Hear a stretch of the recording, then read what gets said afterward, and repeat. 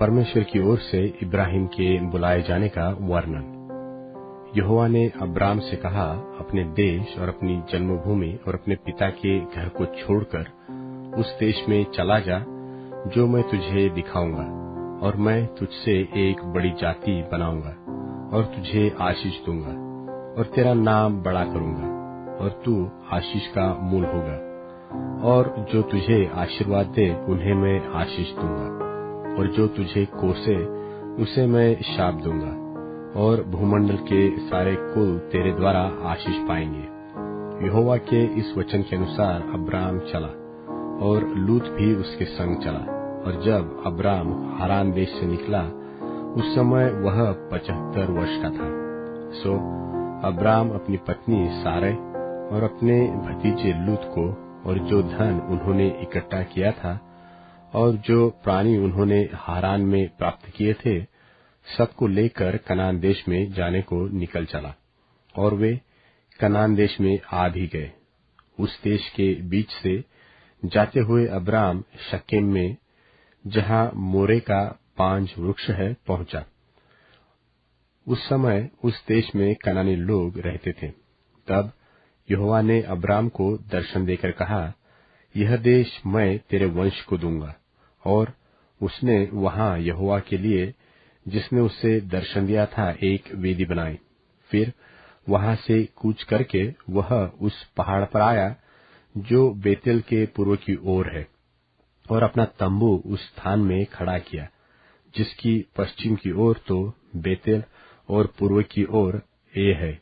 और वहां भी उसने यहोवा के लिए एक वेदी बनाई और यहोवा से प्रार्थना की। और अब्राम कूच करके दक्षिण देश की ओर चला गया, और उस देश में अकाल पड़ा। और अब्राम मिस्र देश को चला गया कि वहां परदेशी होकर रहे, क्योंकि देश में भयंकर अकाल पड़ा था।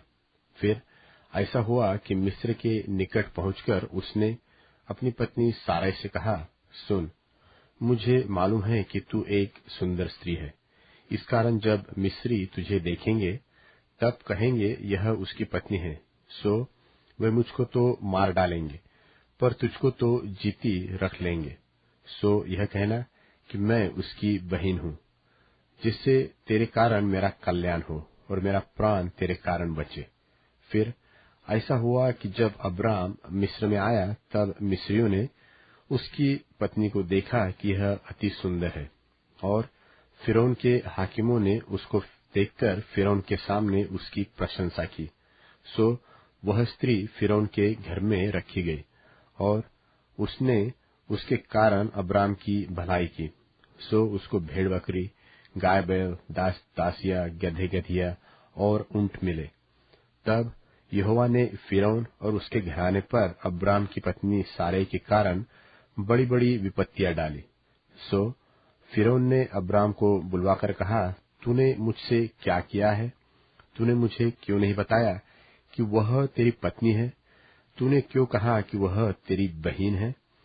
मैंने उसे अपनी ही पत्नी बनाने के लिए लिया, परंतु अब अपनी पत्नी को लेकर यहाँ से चला जा। और फिरौन ने अपने आदमियों को उसके विषय में आज्ञा दी, और उन्होंने उसको और उसकी पत्नी को सब संपत्ति समेत जो उसका था विदा कर दिया।